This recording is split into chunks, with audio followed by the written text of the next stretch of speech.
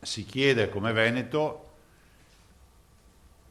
che rispetto alle condizioni, alle possibilità di restrizioni, siano validate dalla comunità scientifica nazionale, che ha un quadro molto, come si può dire, un punto di osservazione a 360 gradi. L'ultima parola spetta alla scienza, ma dovrà essere ben argomentata dal CTS. Questa è la linea di Zaia in vista dell'adozione del nuovo DPCM chiamato a regolare la vita del Paese dal 6 marzo a dopo la Pasqua, come preannunciato nell'informativa al Senato dal ministro Speranza, che ha detto chiaramente come causa varianti non si debba allentare la presa. Ma ogni mossa stavolta sarà concordata nel dettaglio con le regioni, da qui la conferenza con il governo prevista già nelle prossime ore alla presenza del neoministro Gelmini. Ci confronteremo, diciamo, direttamente con il governo e non avremo, come si può dire, il solito last minute dell'ultimo giorno che ti dicono fra 3 ore dacci parere perché poi noi lo pubblichiamo. Un cambio di passo che dovrà riguardare anche l'altro grande tema,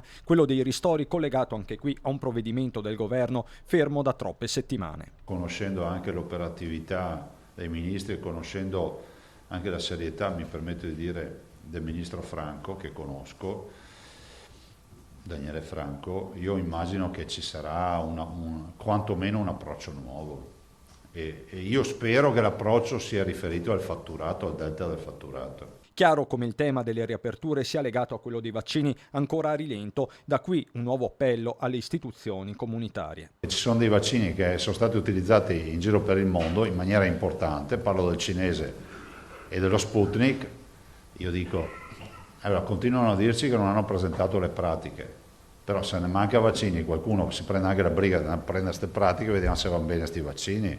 Cioè non vorrei che fosse una questione ideologica questa. E sempre sui vaccini il governatore pone un'altra questione relativa alla somministrazione della seconda dose ai soggetti in particolare che già sono stati colpiti dal Covid. Davanti a così pochi vaccini, la comunità scientifica ci può dare una risposta rispetto al fatto se sia più opportuno fare 2 iniezioni a un cittadino o farne una a testa a 2 cittadini in attesa di... È meglio un po' di copertura per tutti o tanta per pochi? Zaia, che in ultima battuta ha smentito una notizia di agenzia che ha fatto il giro del paese, secondo cui era stata firmata un'ordinanza di chiusura delle scuole in Veneto, un errore che per qualche minuto ha creato uno tsunami di reazioni poi rientrate.